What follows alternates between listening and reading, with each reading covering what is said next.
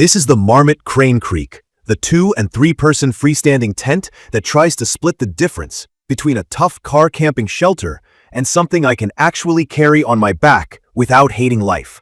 My first impression was simple, sturdy, not fancy. It looks like a tent built to keep water out first and chase ounces second. And that vibe proved true once I started using it. The shape is a classic dome with a short brow pole that runs side to side and kicks the walls more upright. That little cross pole sounds minor, but it opens up shoulder room, so I'm not brushing mesh every time I sit up. The body is mostly no-seam mesh with fabric panels where you want privacy and splash protection. The fly is polyester with a PU coating and fully taped seams, and the floor is seam-taped too. In my hands, the fabrics feel more rugged than the wispy stuff on ultralight models.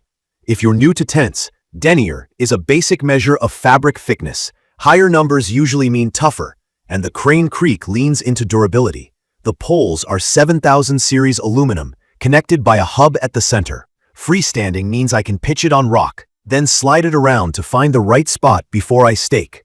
2 D-shaped doors, 2 vestibules. A vestibule is just that covered space outside the inner tent where I drop a pack, wet boots, or a stove if I'm careful and ventilated. Zippers feel smooth, doors open wide, and the color coding on clips and corners is obvious. The 2P footprint inside feels like a legit rectangle, roughly 86 times 50 inches, with about 43 inches of peak height. And I get plenty of headroom thanks to that brow pole. From my experience, setup is fast once the pole shock cord loosens up. Clit-style attachment is a win after a long hike. The only hiccup is that hubbed main pole can be springy when new. I had the ends pop out of a corner grommet more than once while seating the opposite side. A gentle twist and making sure each segment is fully seated solved it for me, but it's a real thing the first few times.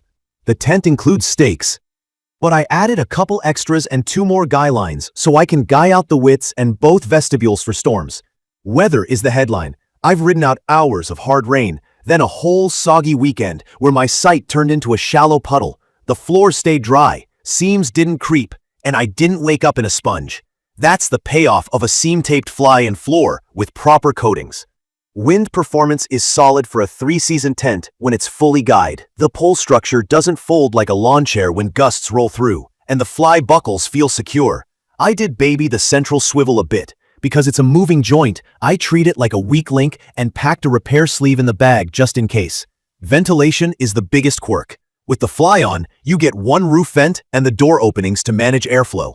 In cool, still humidity, condensation builds up. That's normal physics. Warm breath meets cold fly. So I manage it by lifting the fly off the body with a good stakeout and cracking both vestibule zippers a few inches high. If you're new to this, condensation is not a leak. It's moisture from you collecting on the inside of the fly. Give the moisture a path out and it drops fast. On warm, clear nights, I pull the fly back, and the high mesh ratio turns it into a stargazing porch. Weight-wise, the 2P I carry sits around 5¼ pounds in the bag. Not ultralight, but not a brick. Split between 2 people, it's easy.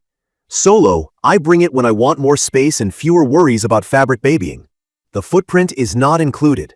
I cut a cheap polycro sheet for abrasive camps and later grabbed the brand's footprint when I saw a sale. Key features that stand out to me are the fully seam-taped fly and floor, the aluminum pole set with the stabilizing brow pole, true freestanding pitch, and 2 big doors with usable vestibules. In my opinion, that combo creates a tent that I trust in bad weather without needing kid gloves. The waterproofing is the real deal. I'm picky about tents that claim water resistance, and this one actually backs it up. When I pitch with a slight bat wing on the vestibules, zippers cracked at the top and fly pulled tight, rain stays out and air still moves. The 2-door layout is worth its weight. I don't crawl over anyone at 2 a.m., and each side gets its own gear garage. Interior space feels bigger than the footprint because the brow pole straightens the walls. I can sit up, move around, and not headbutt the ceiling constantly. Setup is quick, teardown is clean, and the bag isn't a vacuum-sealed tube. I can get the tent back in after a wet morning without doing yoga. It's perfect for campers who want a durable 3-season shelter that can do double duty for car camping and short backpacking trips. From my experience, the 2P is a roomy solo palace or a cozy 2-person tent with real livability. The 3P works best for 2 people plus a dog, or two who want generous elbow room and big vestibules. There are quirks. The single roof vent means I need to help it breathe in damp conditions. The hubbed pole needs a gentle hand until it breaks in. I also chose to add stakes and guy lines for true storm mode. None of these are deal breakers for me. They're just part of how I set it up for success.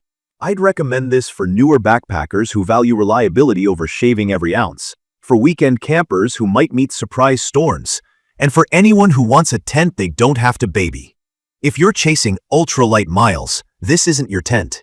If you want a tent that still looks and performs right years later, this one makes sense.